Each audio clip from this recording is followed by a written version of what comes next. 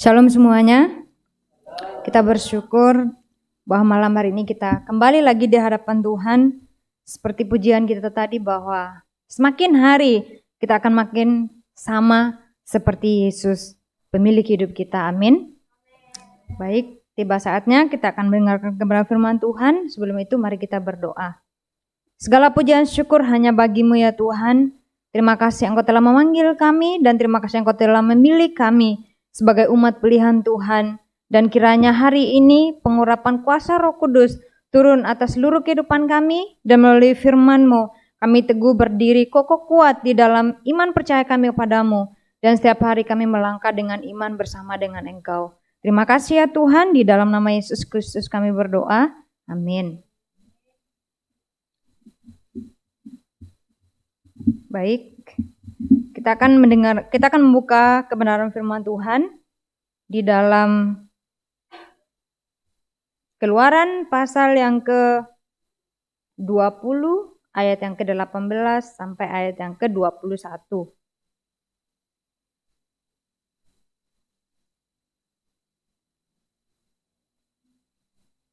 Keluaran pasal yang ke-20 ayat 18 sampai ayat yang ke-21. Kita akan baca secara bersama-sama, 1, 2, 3. Seluruh bangsa itu menyaksikan guru mengguntur, kilat sabung menyabung, sangkakala berbunyi, dan gunung berasap. Maka bangsa itu takut dan gemetar, dan mereka berdiri jauh-jauh. Mereka berkata kepada Musa, "Engkaulah berbicara dengan kami, maka kami akan dengan kami nanti kami mati." Tetapi Musa berkata kepada bangsa itu, "Janganlah takut, sebab Allah telah datang dengan maksud untuk mencoba kamu, dan dengan maksud supaya takut akan Dia ada padamu, agar kamu jangan berbuat dosa." Adapun bangsa itu berdiri jauh-jauh, tetapi Musa pergi mendekati embun yang kelam di mana Allah ada. Amin. Dari firman Tuhan hari ini kita melanjutkan firman Tuhan yang minggu lalu. Bagaimana sebelumnya Tuhan Allah memberikan 10 hukum kepada bangsa Israel di Gunung Sinai. Tuhan memberikan 10 hukum, Tuhan memberikan 10 perintahnya. Untuk apa? Agar bangsa Israel bisa hidup sesuai dengan firman Tuhan. Seperti firman Tuhan yang minggu lalu bahwa Tuhan kembali menyatakan dirinya kepada bangsa Israel, "Akulah Tuhan Allahmu yang membawa engkau keluar dari tanah Mesir." Siapa lagi yang bisa membawa bangsa yang sebanyak itu, bangsa yang besar itu keluar dari tanah Mesir kalau bukan Tuhan Allah itu sendiri? Dan Tuhan Allah tidak meninggalkan umatnya begitu saja. Dia memberikan perintahnya, firman-Nya kepada mereka untuk mereka hidup sesuai dengan firman Tuhan. Seperti yang dikatakan oleh saudara kita Kak Deborah yang minggu lalu bahwa hidup kita harus berstandarkan apa? Firman Tuhan. Dan bagaimana minggu berjalan ini? Bagaimana kita menikmati firman Tuhan minggu berjalan ini? Kayaknya saya banyak sekali pekerjaan, jadi susah untuk bisa kembali merenungkan firman Tuhan. Oh, saya sedikit sibuk minggu ini. Oh, saya ini dan itu.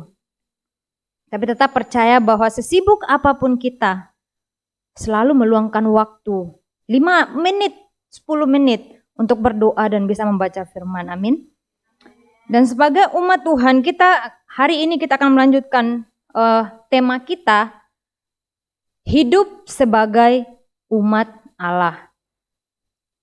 Bagaimana kita menjalani hidup sebagai umat Allah?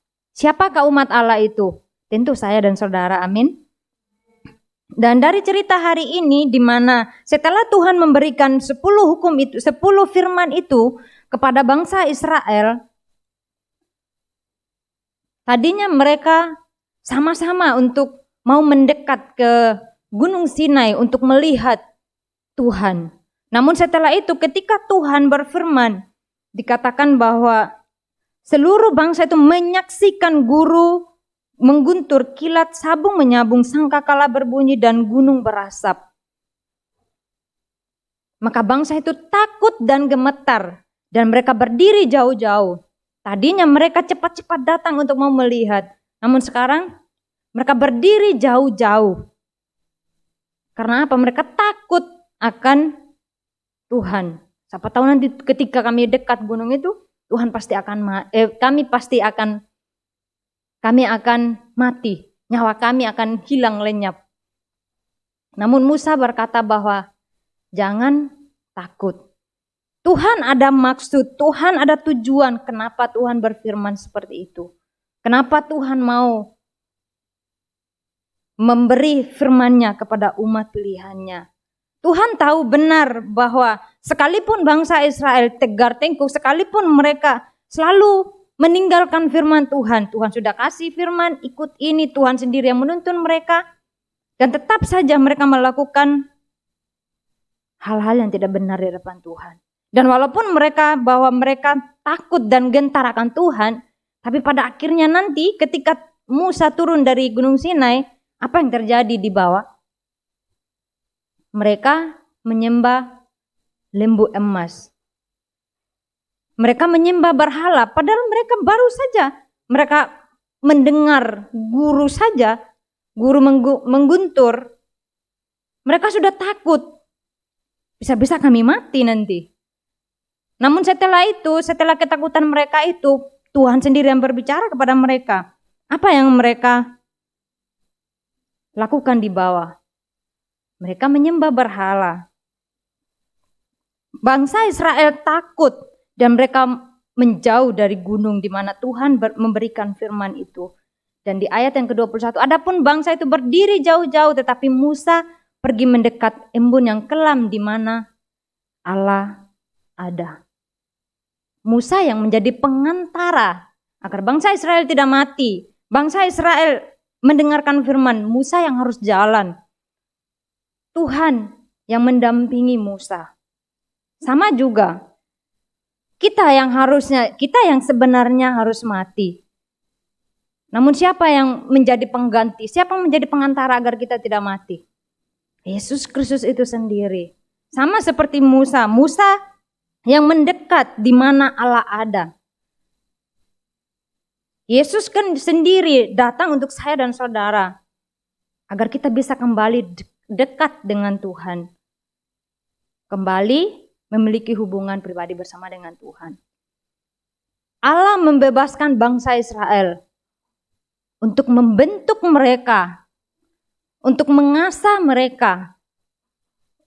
Karena kenapa? Kita tahu bahwa bangsa Israel telah diperbudak selama 400 tahun di tanah Mesir. Di sana mereka hidup semaunya mereka. Istilahnya kata-kata zaman sekarang itu, aku hidup semau gue aja. Hidup tanpa arah, hidup tanpa tujuan. Mereka tidak mengetahui kenapa kami ada di tanah Mesir.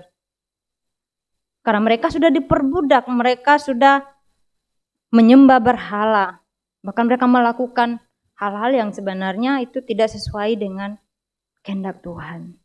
Namun kita lihat bahwa Tuhan membebaskan mereka dari perbudakan dan menjadikan mereka sebagai umat pilihan-Nya. Sebagai umat perjanjian Tuhan. Demikian juga Tuhan telah membebaskan saya dan saudara yang harusnya mati, yang harusnya hidup di dalam kegelapan. Namun Tuhan telah membebaskan saya dan saudara. Bangsa Israel yang telah dibebaskan oleh Tuhan, Dia menjadikan mereka sebagai umat perjanjiannya. Dan kita lihat bagaimana hidup tanpa Tuhan di dalam kehidupan kita sama sekali adalah hidup yang tidak ada artinya. Sejak kejatuhan manusia di dalam dosa yang menyebabkan seluruh dunia, seluruh alam semesta menjadi rusak secara total oleh karena kejatuhan manusia itu di dalam dosa.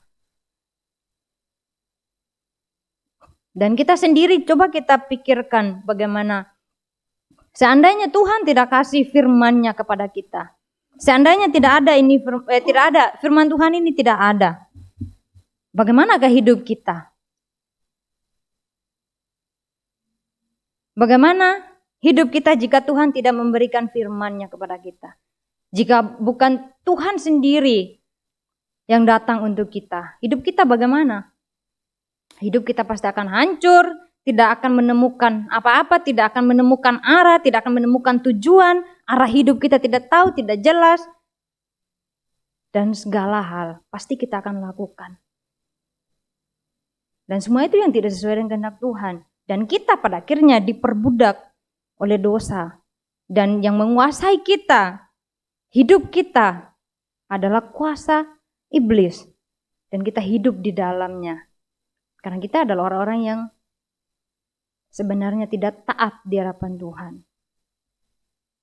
Sejak kejatuhan manusia di dalam dosa menyebabkan semua orang harus berbuat dosa dan telah kehilangan kemuliaan Allah. Namun oleh Yesus Kristus yang telah datang membebaskan saya dan saudara. Sehingga kita tidak hidup di dalam ketakutan lagi yang membuat kita ada Tuhan atau tidak, yang membuat kita aku takut ini dan itu. Namun bersama dengan Tuhan semuanya tidak ada kata takut. Berjalan bersama dengan Tuhan, semuanya kita dapat melewatinya di dalam kehidupan kita.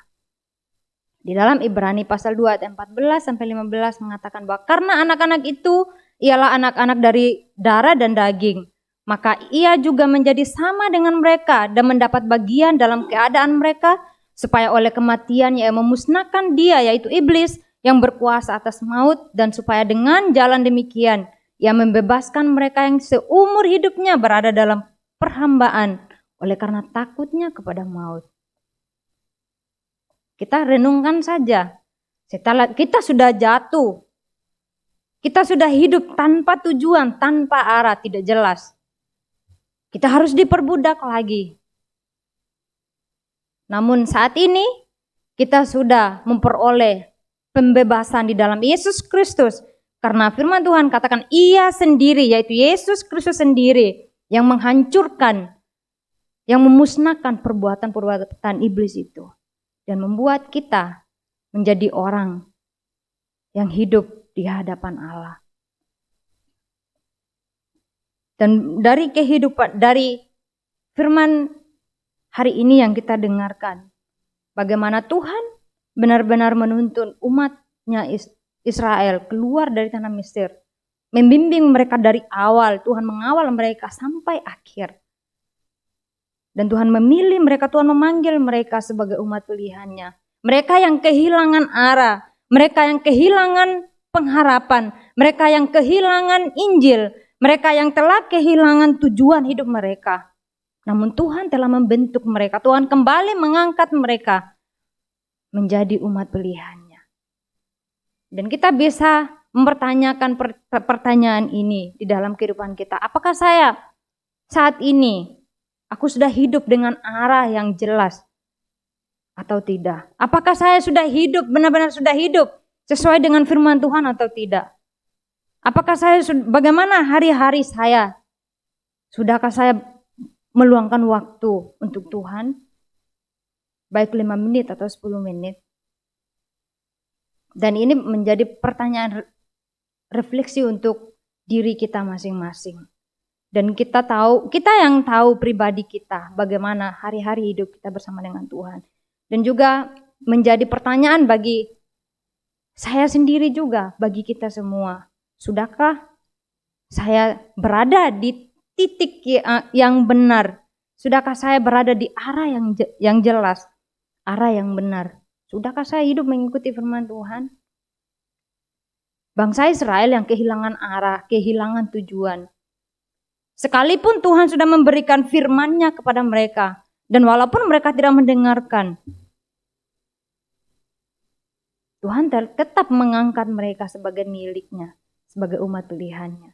Juga demikian saya dan saudara, bahwa Tuhan tetap berjalan bersama dengan kita. Ketika kita memandang Dia dengan sepenuh hati kita, memandang Dia sebagai Tuhan dan Juru Selamat di dalam kehidupan kita. Dan hidup sebagai umat Allah, kita tahu bahwa ketika bangsa Israel keluar dari Mesir, Allah tidak meninggalkan mereka begitu saja. Namun Dia menuntun mereka dan memberikan firman-Nya kepada mereka. Untuk apa? Untuk mereka hidup benar di hadapan Tuhan. 10 hukum Tuhan yang minggu lalu telah kita bahas, yang Tuhan berikan kepada bangsa Israel. Dan juga ketika mereka di padang gurun, mereka mengeluh di hadapan Tuhan, padahal dengan tujuan Tuhan membawa mereka untuk mereka beribadah, menyembah Tuhan.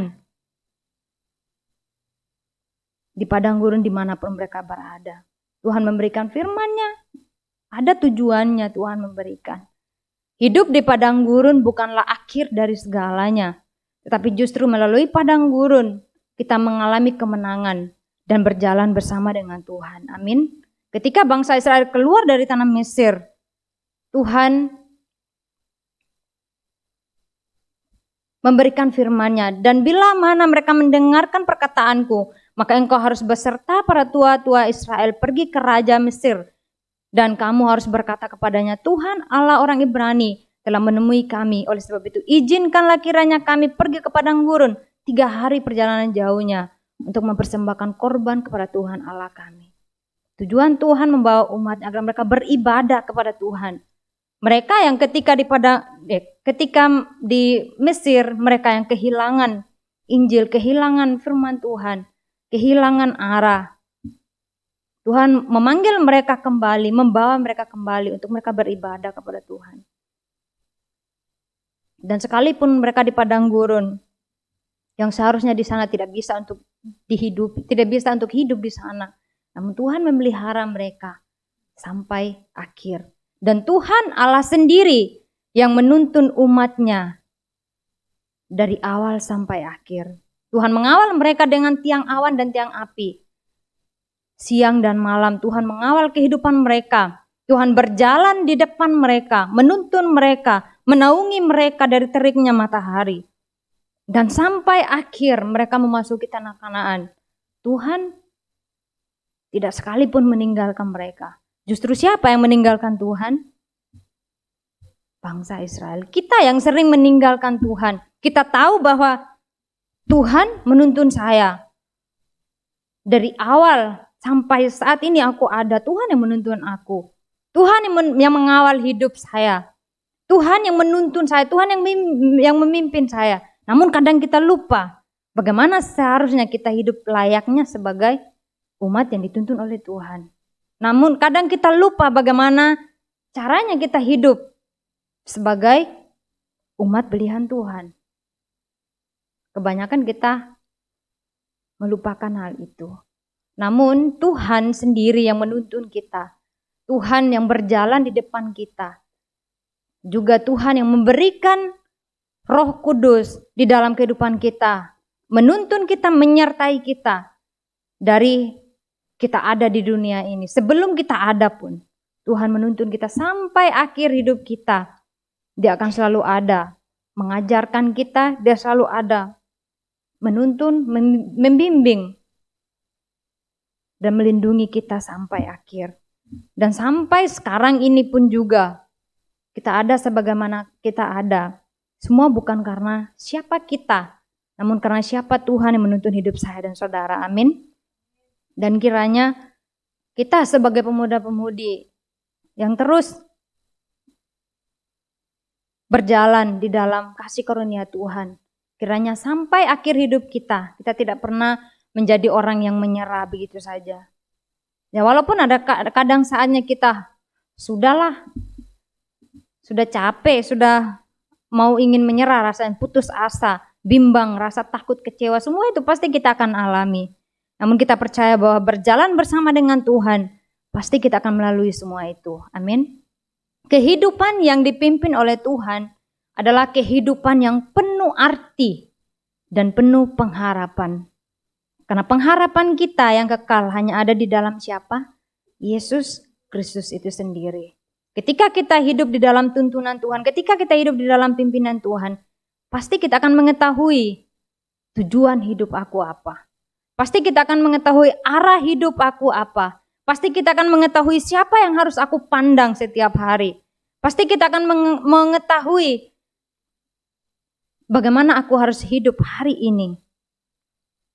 Siapa yang aku harus pandang dan siapa yang harus aku ikuti. Tentunya firman Tuhan, Injilnya yang kita hidupi di dalam kehidupan kita. Dan kita telah dipanggil Tuhan sebagai umat pilihannya. Dan sebagai umat pilihan Tuhan, apakah yang Tuhan mau di dalam kehidupan kita? Hidup seperti apakah yang Tuhan mau? Ketika Tuhan memanggil umat Israel keluar dari tanah Mesir untuk mereka beribadah kepada Tuhan di padang gurun, mempersembahkan korban di hadapan Tuhan, mempersembahkan seluruh hidup mereka di hadapan Tuhan. Hanya itu yang Tuhan mau, tapi sangat susah untuk dilakukan oleh bangsa Israel. Dan kalau kita pun juga berada di posisi itu, pasti kita juga akan melakukan hal yang sama. Walaupun bukan saat itu, sekarang pun juga. Kita kadang malas untuk beribadah, malas untuk mengikuti kegiatan, pelayanan. Namun kita percaya bahwa Tuhan memanggil saya dan saudara. Dia punya tujuan yang jelas di dalam kehidupan kita. Tuhan mau agar kita hidup di dalam kebenaran yang sesungguhnya, di dalam penyembahan, menikmati firman, menikmati Injil setiap hari. Dan ini juga yang aku sendiri merenungi di dalam diri aku, hari lepas hari. Sudahkah saya hidup mengikuti firman Tuhan setiap hari? Sudahkah saya hidup di dalam doa? Sudahkah saya mengetahui tujuan hidup saya? Dan semua ini menjadi pertanyaan bagi aku sendiri juga demikian kita. Dan mengetahui bahwa tujuan Tuhan membawa umatnya ke tanah Kanaan, bahwa dari sanalah Yesus Kristus akan datang yang akan menjadi pengantara, membebaskan kita, melepaskan kita, memulihkan kita, dan membebaskan kita dari kuasa kegelapan. Dan hanya Dialah setiap hari kita dapat memandang, setiap hari di dalam hari-hari hidup kita, hanya menikmati Yesus Kristus di dalam kehidupan kita. Seperti bangsa Israel, ketika mereka takut mendekat kepada Tuhan, Musa yang menjadi pengantara. Demikian juga ketika kita yang harusnya mati, kita yang tidak bisa bertemu dengan Tuhan, namun melalui pengantara yaitu Yesus Kristus, melalui Dia kita bisa hidup sampai saat ini. Melalui Dia menjaminkan hidup yang kekal. Oleh karena hanya kita percaya, menerima, dan beriman hanya kepada Yesus Kristus. Dan kita mengetahui bahwa tujuan akhir hidup kita adalah untuk kemuliaan nama Tuhan. Dan segala sesuatu kita dapat melakukannya. Kita hidup di dalam penyembahan, kita hidup menikmati firman setiap hari, dan kita hidup di dalam doa setiap hari. Dan dari firman Tuhan hari ini, kita akan baca secara bersama-sama Yudas pasal 1 ayat yang ke-20. 1, 2, 3. Akan tetapi kamu, saudara-saudaraku yang kekasih, bangunlah dirimu sendiri di atas dasar imanmu yang paling suci dan berdoalah dalam Roh Kudus. Membangun sebagai pemuda-pemudi yang berada di tempat ini. Ada saatnya membuat kita takut, menyerah, khawatir, bimbang, ragu untuk menjalani hari-hari hidup ini. Dan kita tetap harus membangun iman kita yang kokoh di atas dasar yang kokoh yang kuat hanya di dalam Yesus Kristus dan di dalam kasih-Nya yang kekal di dalam kehidupan kita. Dan hari-hari hidup kita dapat merenungkan bahwa kita telah menemukan tujuan hidup kita di dalam Yesus Kristus. Kita telah menemukan arah hidup kita yang benar di dalam Yesus Kristus. Dan hari-hari kita dapat merenungkan kebenaran firman Tuhan dan berjalan bersama dengan Tuhan. Amin. Aplikasi bagi kehidupan kita dalam hari-hari hidup kita melalui firman Tuhan hari ini. Tuhan memilih dan menjadikan kita sebagai umat Allah. Ia mau supaya kita hidup di dalamnya. Tuhan memilih bangsa Israel, menuntun mereka sampai akhir. Tuhan mau agar mereka benar-benar hidup memandang Dia yang menuntun mereka sampai akhir. Juga Tuhan memilih saya dan saudara, menjadikan kita sebagai umat pilihan-Nya untuk tetap hidup di dalam Yesus Kristus. Dan dalam keadaan apapun tetaplah mempertahankan iman kita yang benar di hadapan Tuhan. Di dalam doa, di dalam firman, di dalam doa, dan juga setiap pelayanan yang Tuhan percayakan kepada kita. Juga setiap hari tetaplah menjadi pribadi yang terus memandang Tuhan dengan rasa takut dan taat hanya kepada firman Tuhan di dalam kehidupan kita. Amin. Sekian dari firman Tuhan malam hari ini, kita akan berdoa. Kami mengucap syukur ya Tuhan untuk kasih dan karunia-Mu di dalam kehidupan kami. Terima kasih Engkau telah memanggil kami sebagai umat pilihan Tuhan. Dan ajar kami sebagai pemuda-pemudi Tuhan agar hari-hari kami terus hidup di dalam firman doa. Dan di dalam setiap seluruh kehidupan kami terus memandang Engkau, Tuhan, dan juru selamat di dalam kehidupan kami. Dan berdiri sebagai saksi Kristus dimanapun kami berada. Terima kasih ya Tuhan, di dalam nama Yesus Kristus kami berdoa. Amin.